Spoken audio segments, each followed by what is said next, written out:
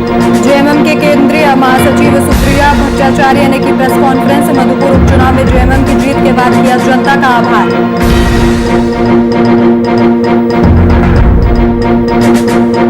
देश भर में कोरोना का कहर लगातार जारी। बढ़ती कोरोना महामारी को लेकर गिरिडीह पुलिस लाइन में बनाया गया Covid centre. SP Amit Renu ने किया उद्घाटन।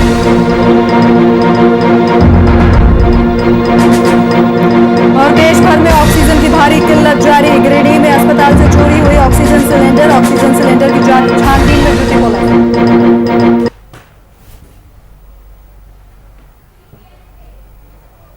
नमस्कार, आप देख रहे हैं वीआईपी न्यूज और मैं हूं आपके साथ राखी लांबा। मधुपुर विधानसभा उपचुनाव का परिणाम झारखंड मुक्ति मोर्चा के प्रत्याशी हफीजुल अंसारी के पक्ष में आ गया है। अंसारी ने बीजेपी प्रत्याशी गंगा नारायण सिंह को हरा दिया है। मधुपुर विधानसभा उपचुनाव 17 अप्रैल को हुआ था।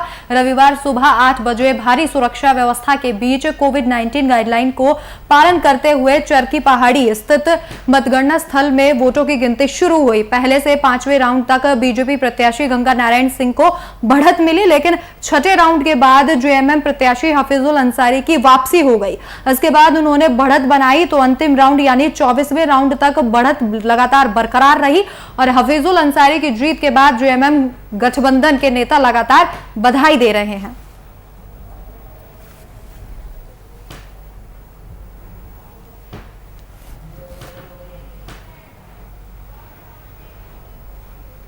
वहीं मधुपुर उपचुनाव की जीत के बाद झारखंड मुक्ति मोर्चा के केंद्रीय महासचिव सुप्रिया भट्टाचार्य ने एक प्रेस वार्ता का आयोजन किया और इस दौरान सुप्रिया भट्टाचार्य ने मधुपुर की जनता का आभार व्यक्त किया। वहीं उन्होंने कहा कि जनता ने लगातार 3 उपचुनाव में हेमंत सोरेन पर अपना भरोसा जताया है और उन्हें आशीर्वाद दिया है। इधर मंत्री रामेश्वर उर्राव और मंत्री बादल पत्रलेख ने भी मधुपुर उपचुनाव में जीत के लिए जनता का आभार व्यक्त किया।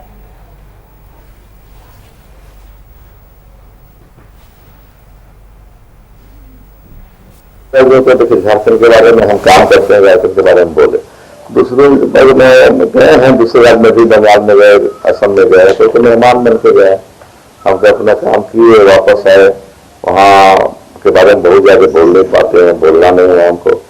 लेकिन जब हमको झारखंड में हम सीमित हैं, हम लोग गठबंधन की सरकार चली, गठबंधन के उम्मीदवार थे, यहाँ हम काम किए, दोनों तीनों पार्टी मिलकर काम किए हम लोग और हमको सफलता मिली। जो हमको उम्मीद थी उसी अनुसार मिली। देखिए, परिस्थितियां अलग अलग होती हैं, अलग अलग परिस्थिति होती है। 8000 के लगभग हमको जीत मिला है। कुछ परिस्थिति अलग अलग हो गई, कुछ हुआ होगा, उसको एनालाइज करेंगे हम लोग, विश्लेषण करेंगे हम लोग क्या और कितना कम अंतर से हम जीते। एनालिसिस के बात है, विश्लेषण करना चाहिए। जब पूरा देश कोरोना से लड़ रहा था, उस वक्त माननीय प्रधानमंत्री, माननीय गृह मंत्री, माननीय रक्षा मंत्री, माननीय अर्थ मंत्री सहित कई राज्यों के मुख्यमंत्री बंगाल में डेली पैसेंजरी करते थे ताकि बंगाल के संस्कृति को, बंगाल के सभ्यता को मिटाकर एक सांप्रदायिक उन्माद को वहां पर स्थान दिला सके। उन्होंने हमें सम्मान दिया है। हम मधुपुर के जनता के आभारी हैं। माननीय हेमंत सोरेन जी के डिसीजन पर उन्होंने विश्वास जताया, गठबंधन के डिसीजन पर विश्वास जताया और हाजी साहब के सपने को साकार किया। तेजस्वी बाबू को भी धन्यवाद देते हैं, उन्होंने हमारे अभियान को गति दी और आज जो रुझान और नतीजे आ रहे हैं, जो सम्मान हमें मिला है, गठबंधन के सभी नेता, घटक दल और माननीय मुख्यमंत्री जी के अथक प्रयास का फल है, एक एक कार्यकर्ता का फल है और सबसे ज़्यादा मधुपुर की जनता का, जिन्होंने पुनः इस गठबंधन की सरकार पर, इनके लिए गए डिसीजन पर और हाजी साहब के सम्मान पर अपने मोहर को लगाया। जिस प्रकार सबसे अपील कर रहा हूं कि आप जश्न न मनाएं, आप भारी संख्या में जमा ना हो, कोरोना के जो गाइडलाइन है WHO को, उसको फॉलो करें और आप इस जंग को जीतने में हमारा मदद करें। आप तो इस खबर पर चर्चा के लिए हमारे बिहार झारखंड के संपादक कुंदन कृतज्ञ जी हमारे साथ लाइव जुड़ गए हैं। कुंदन जी, जिस तरीके से लगातार देखा जा रहा था, ये सीट कहीं ना कहीं प्रतिष्ठा का सवाल बनी हुई थी और जेएमएम ने जीत दर्ज की और अब लगातार जनता का आभार व्यक्त करने का जो सिलसिला है वो शुरू हो चुका है। देखिए राखी, मधुपुर सीट दोनों गठबंधनों के लिए काफी प्रतिष्ठा का सीट बना हुआ था और जिस तरीके से दोनों दलों ने पूरी ताकत झोंक रखी थी इस सीट पर फतह हासिल करने के लिए, और जाहिर सी बात है दोनों गठबंधनों की अगर बात कर लें तो जहां एक तरफ महागठबंधन ने हफीजुल अंसारी को अपना उम्मीदवार बनाया था और उम्मीदवार घोषित करने के पहले उन्हें झारखंड सरकार के मंत्री पद की शपथ दिलाई जा चुकी थी। तो जाहिर सी बात है एक विधायक नहीं एक मंत्री पद के पर रहते हुए हफीजुल हसन अंसारी इस चुनाव को लड़ रहे थे और मधुपुर की जनता को एक भरोसा देने का काम किया कि आप अगर एक मंत्री को चुनकर भेजेंगे विधानसभा तब आपके क्षेत्र का जो विकास होगा, मौजूदा सरकार आपके क्षेत्र के का उचित विकास कर पाने में सक्षम होगी। वहीं दूसरी तरफ अगर इस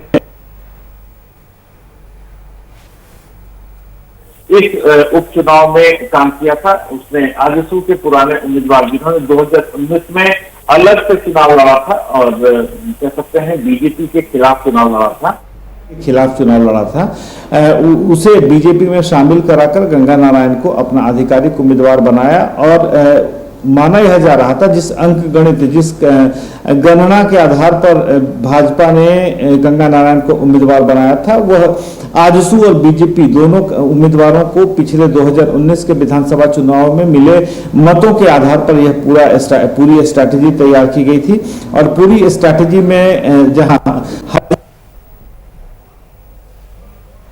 भाजपा के उम्मीदवार और गंगा नारायण आजसू के उम्मीदवार, एक को 65,000 वोट मिला था, दूसरे को 45,000 वोट मिला था, तो 1,10,000 बनाम 88,000 मतों का जो अंतर आ रहा था उसी स्ट्रैटेजी के तहत गंगा नारायण को चुनाव मैदान में उतारा गया था। दोनों गठबंधनों ने अपनी तरफ से पूरी ताकत झोंकी, जहां एक तरफ दीपक प्रकाश बाबूलाल मरांडी और पूरा बीजेपी का कुनवा इस चुनाव को जीतने की जद्दोजहद में लगा रहा, वहीं हेमंत सोरेन की अगुवाई में कांग्रेस, राजद और वामपंथी दलों ने मिलकर इस चुनाव को लड़ा।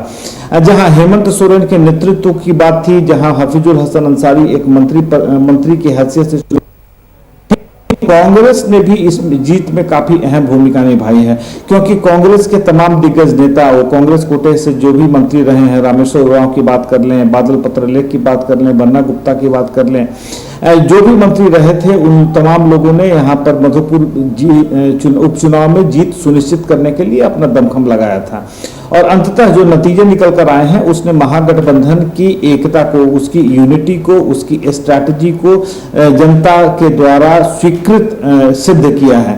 यह तीसरा मौका है। दुमका बेरमो के जो उपचुनाव हुए थे उसके बाद मधुपुर के उपचुनाव में जहां एक तरफ महागठबंधन अपनी ताकत का एहसास कराने के लिए जुटी पड़ी थी, वहां बीजेपी अपनी खोई हुई प्रतिष्ठा को प्राप्त करने के लिए लगी पड़ी थी।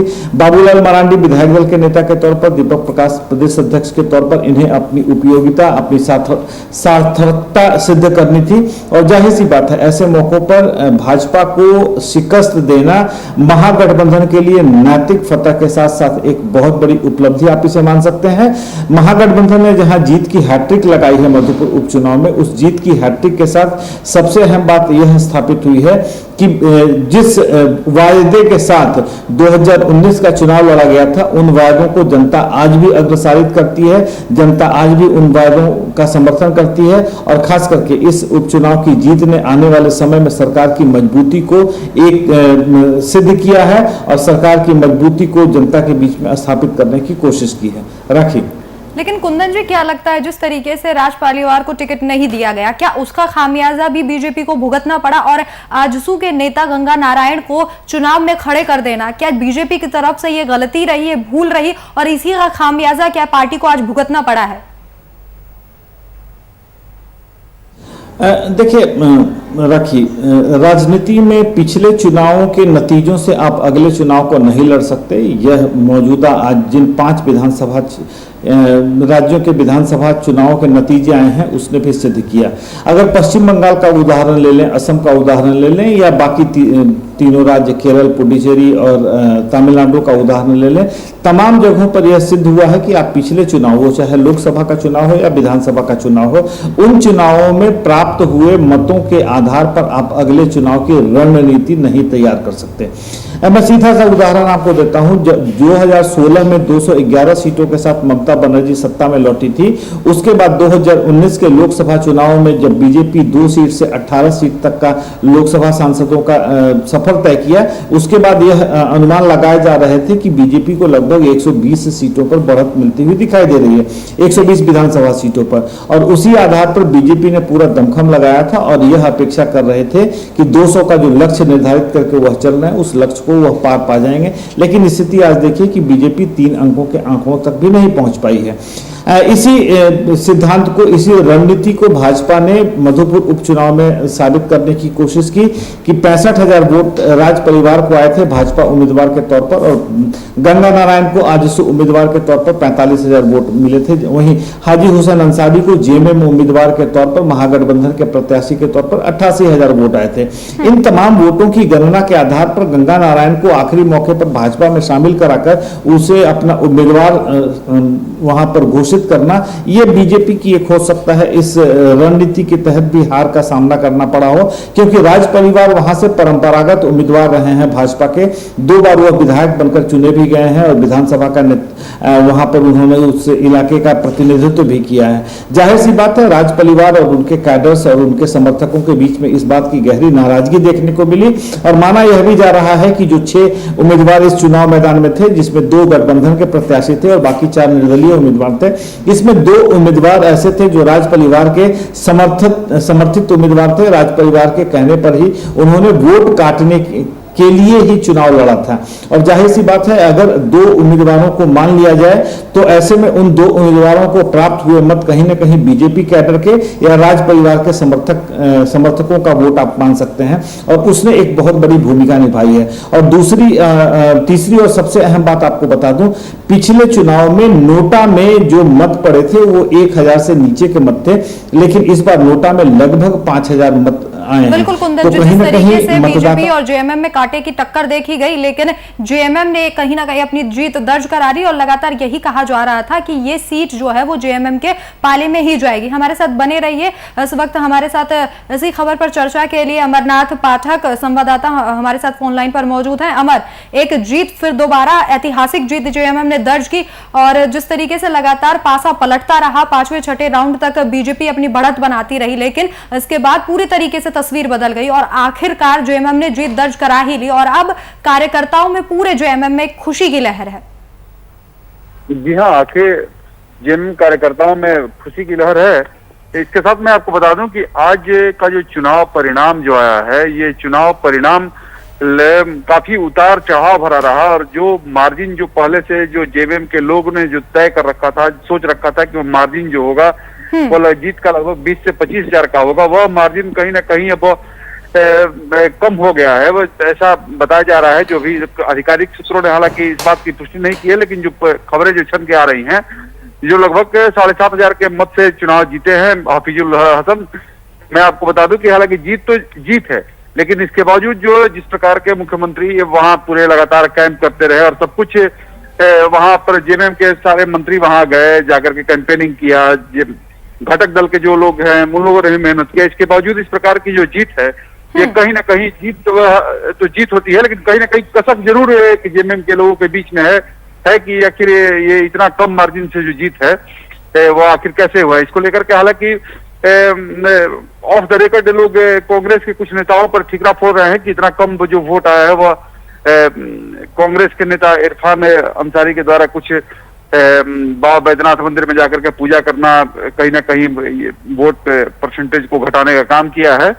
जी लेकिन अमर, ऐसे में यही एक बड़ा सवाल है कि आगे भी जिस तरीके से लगातार जो पिछले 3 उपचुनाव हुए वो भी जेएमएम के खाते में सीटें गई, और अब जो ये सबसे अहम उपचुनाव था, क्योंकि कहीं ना कहीं दोनों जो पार्टियां हैं उनकी प्रतिष्ठा दांव पर लगी हुई थी। बाबूलाल मरांडी भी लगातार जनसभाएं कर रहे थे, इधर जो कैंपेन 6 दिनों का सीएम सोरेन ने वहां जाकर किया, कहीं ना कहीं कहा जा सकता है जिस तरीके से तेजस्वी यादव भी वहां पहुंचे, तो ये सभी फैक्टर माने जा सकते हैं कि जेएमएम को जीत दिलाने के लिए काफी अहम रहे। केंद्र है। मैंने उन्हीं पे बातों की चर्चा की शुरू में ही कि ये जो जीत का जो परसेंटेज जो था आज ये बढ़ना चाहिए था, जो मार्जिन है लगभग वो 25 से 30 हजार के लोग मान करके चल रहे थे कि परसेंटेज ये मार्जिन रहेगा, वोट का अंतर रहेगा जीत का। लेकिन वो कहिए कि अगर एक निर्दलीय प्रत्याशी अशोक ठाकुर और नोटा ने कही कि अगर नहीं रोका होता बीजेपी, वोट नहीं बटा होता तो आज बीजेपी वहां से चुनाव जीत गई होती। और दोनों का वोट का अगर हम कहें तो लगभग मान के चले कि लगभग 8-8.5 हजार वोट दोनों ने भी किया है। नोटा को भी लगभग 4,500 से ऊपर का वोट मिला है और वही लगभग अशोक ठाकुर जो निर्दलीय प्रत्याशी थे उनको भी उतना ही वोट मिला है। तो इस प्रकार हम कहें कि ये दोनों ही भाजपा को रोकने के लिए दोनों ही कारगर रहे हैं। एक तो नोटा को लोगों ने लगभग 4,500 वोट किया और दूसरा कि अशोक ठाकुर ने वोट काटने का काम किया। जो ब्राह्मण वो मतदाता थे वह कहीं ना कहीं भाजपा अशोक ठाकुर की तरफ से शिफ्ट हुए। जी वापस आऊंगे, हमारे साथ लगातार कुंदन कृतज्ञ जी भी जुड़े हुए हैं। कुंदन जी, जिस तरीके से पूरी तस्वीर बदल गई, जहां सुबह देखा जा रहा था कि बीजेपी बढ़त बना रही है, ऐसे में जेएमएम ने बाजी बिल्कुल पलट दी। तो जिस तरीके से सीएम सोरेन लगातार एक्शन मोड में दिखाई देते हैं, कोरोना के वक्त में भी जिस तरीके से उन्होंने उचित फैसले लिए और कहीं ना कहीं जनता का भरोसा उन्होंने जीता। लेकिन आपने भी बताया कि ये जो सीट है ये प्रतिष्ठा का दाव इसलिए भी थी क्योंकि एक विधायक बने बिना उन्हें मंत्री बना दिया गया। तो और कहीं ना कहीं बीजेपी के द्वारा अब हार के बाद ये कहा जा रहा है कि जो इमोशनल कार्ड है वो कहीं ना कहीं काम आया। जिस तरीके से उनके पिता का निधन हुआ था उसके बाद जो ये सीट उनके पाले में आई है, कहीं ना कहीं जनता की सहानुभूति जो है वो इनको मिली है। बिल्कुल राखी, आपने बिल्कुल सही कहा। लेकिन जीत के अपने मायने होते हैं, वो चाहे सिंपैथी वोट की वजह से जीत मिली हो या वह एक मंत्री पद पर रहते हुए चुनाव लड़े इस वजह से जीत मिली हो, या वो आप कह सकते हैं जो जिसकी चर्चा हमारे ब्यूरो चीफ अमरनाथ पाठक कर रहे थे कि वहां पर नोटा और अशोक ठाकुर को जो मत मिले हैं उसने भी एक बहुत बड़ी भूमिका निभाई है। इसमें कहीं कोई दो राय नहीं है कि इन तमाम फैक्टर्स, देखिए जब चुनाव के नतीजे आते हैं बहुत सारे छोटे छोटे फैक्टर्स होते हैं जो मिलकर एक बड़ा फैक्टर बनता है और उससे जीत और हार तय होती है। हम अपने ब्यूरो चीफ अमरनाथ पाठक से एक सवाल का जवाब लेना चाहेंगे। अमरनाथ जी, एक चीज बताएं, इस पूरे विधानसभा चुनाव के कैंपेनिंग के दौरान देखा गया निशिकांत दुबे गोड्डा के सांसद वो जी तोड़ मेहनत कर रहे थे और उन्होंने यहां तक कह दिया था, जनता से यहां तक अपील की थी कि आप गंगा नारायण को चुनकर विधानसभा भेजिए, मैं बाबूलाल मरांडी को मुख्यमंत्री पद की शपथ दिलाऊंगा। आपको क्या लगता है इस हार से निशिकांत दुबे निराश होंगे? और क्या लगता है निशिकांत दुबे की निराशा भाजपा पर कितनी भारी पड़ सकती है?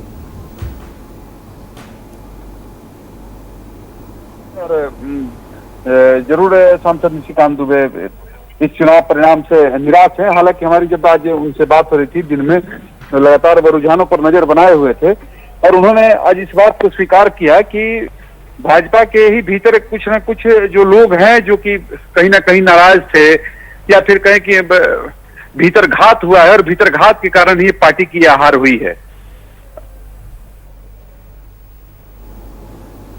अमरनाथ जी, आपको क्या लगता है राज परिवार का टिकट काटना भी भाजपा की हार का कारण बना? क्योंकि राज परिवार के एक परंपरागत समर्थक रहे हैं मधुपुर विधानसभा क्षेत्र में, 2 बार उन्होंने इस क्षेत्र का प्रतिनिधित्व भी किया है।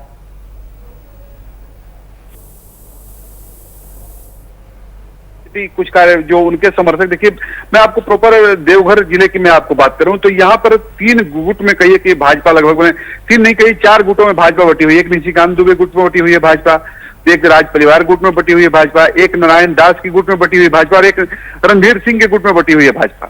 ये 4 गुटों में यहाँ भाजपा बटी हुई है। राज परिवार का टिकट नहीं मिलना जरूर राज परिवार के जो समर्थक थे उनको निराशा हुई। वे कहीं ना कहीं वे जरूर विरोध में थे, वे लगातार चाह रहे थे कि गंगा नारायण सिंह चुनाव हारे। लेकिन इसके बावजूद मैं आपको बता दूं कि गंगा नारायण सिंह ने तय कर दिया था कि वह निर्दलीय भी चुनाव लड़ेंगे इस बार और वह पीछे हटने वाले नहीं थे। तो ऐसी स्थिति में जब निर्दलीय चुनाव मैदान में वह गंगा नारायण सिंह उतरते तो बीजेपी के लिए भी फिर से वही स्थिति थी जो कि आज स्थिति हुई है। बीजेपी की हार यहां से तय थी।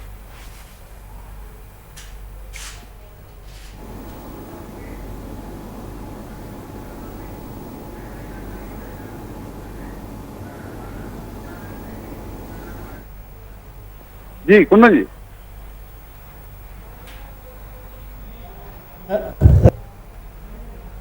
हो चुके हैं, जिस तरीके से राज परिवार का एक बहुत बड़ा फैक्टर हुआ।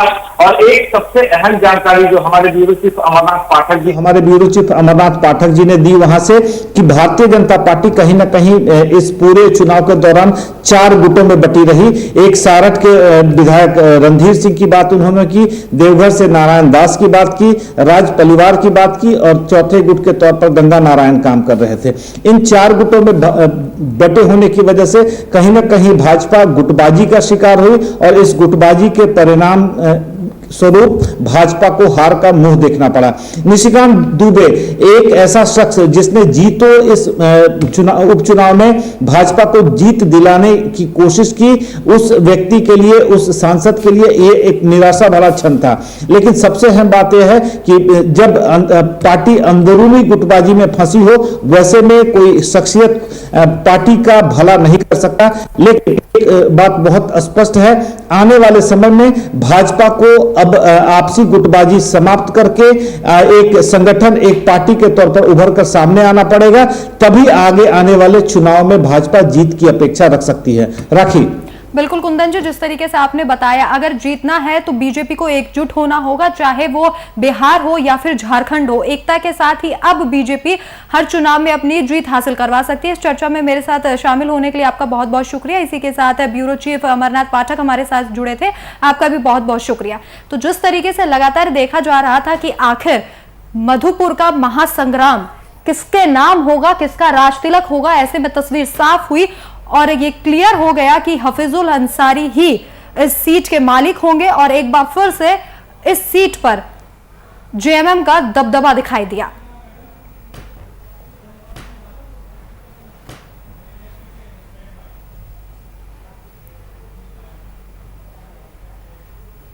गिरिडीह जिले भर में कार्यरत पुलिस कर्मियों को कोरोना से बचाव के और सही इलाज के लिए पपरवट्टा स्थित न्यू पुलिस लाइन में कोविड सेंटर का उद्घाटन किया गया। इस उद्घाटन समारोह में पुलिस अधीक्षक अमित रेणु भी शामिल हुए। इस अस्पताल में ऑक्सीजन के साथ साथ अन्य महत्वपूर्ण सुविधाओं को भी उपलब्ध कराया गया है। आपको बता दें कि यह अस्पताल फिलहाल 10 बेड का बनाया गया है और बाद में इसे 15 बेड में तब्दील कर दिया जाएगा।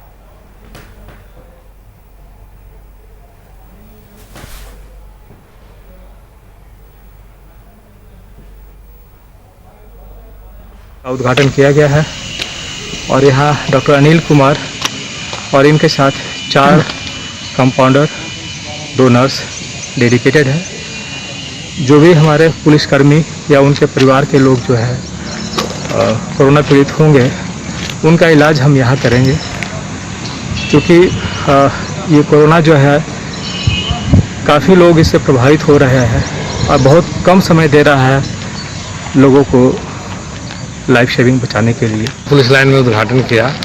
मेन मकसद है कि किसी भी पुलिसकर्मी को कोविड से किसी तरह का हताहत नहीं हो।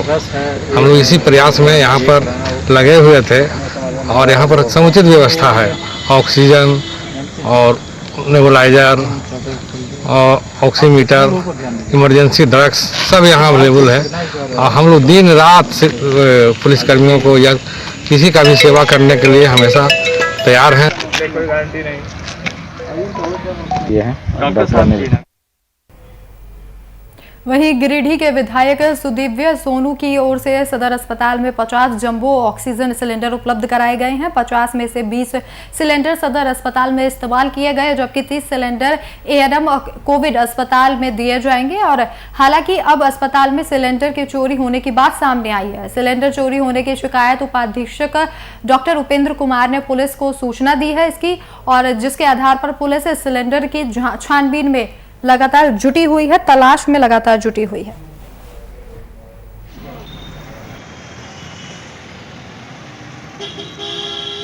विधायक महोदय के सौजन्य से और प्रशासन के सौजन्य से 50 जंबो सिलेंडर उपलब्ध कराया गया है, जिसमें से 20 ऑक्सीजन सिलेंडर सदर हॉस्पिटल में है और 30 जो है एएनएम स्कूल कोविड सेंटर जो है बरमुरिया में है, वहाँ डाला गया।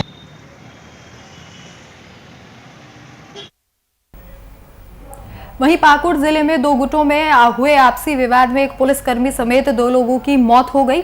मामला जिले के लिट्टीपाड़ा थाना क्षेत्र का है, जहां 2 गुटों के बीच मामूली विवाद में गोलियां चली।